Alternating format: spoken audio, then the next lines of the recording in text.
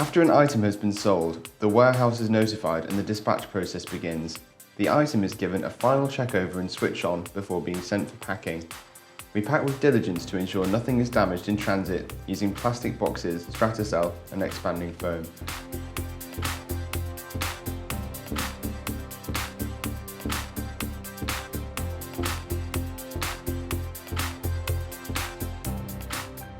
Wooden packing crates are also used for international transit.